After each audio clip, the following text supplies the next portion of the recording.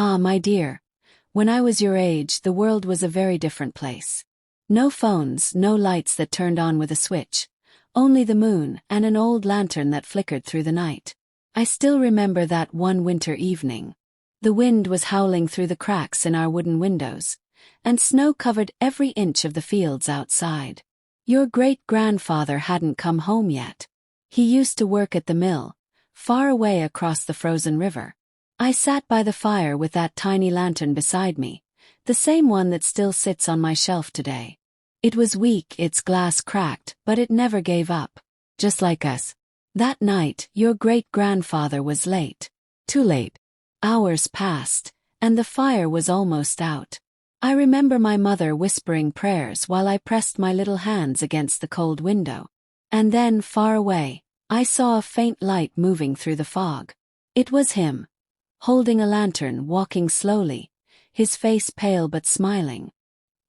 He had crossed the frozen river alone, carrying bread and a small wooden box. When he stepped inside, he gave that box to my mother and said, "For her. For our little girl." Inside was a tiny carved bird, my first toy.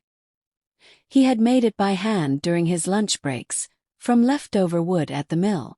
That night, I slept holding that bird, under the same old blanket I stitched years later for your mother.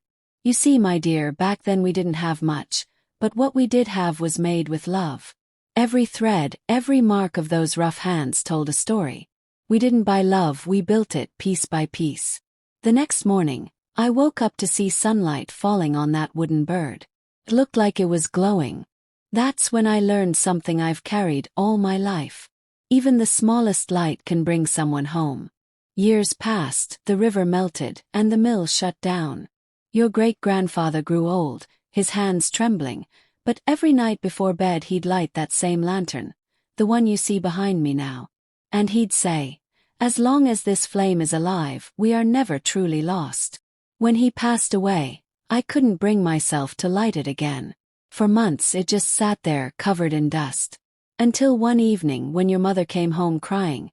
She'd failed an exam, felt useless, and sat in the dark. I walked to the old shelf, picked up that lantern, and lit it again. The same golden light filled the room. Your mother stopped crying, and I told her the same story I'm telling you now. Since that night, she calls it Grandpa's light. Now look at it, it still burns bright after all these years. Do you know why? Because love doesn't die when people leave. It stays, quietly waiting to be remembered.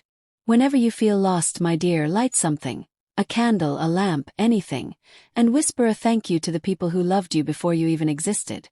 They are still here in your stories, in your smile, in the way your heart softens for others. That's the secret I wanted to tell you tonight. Not about lanterns or birds, but about love that never fades. So when I'm gone someday and the nights feel long, promise me this. Light the old lantern once again. Let its glow remind you that I'm right there with you.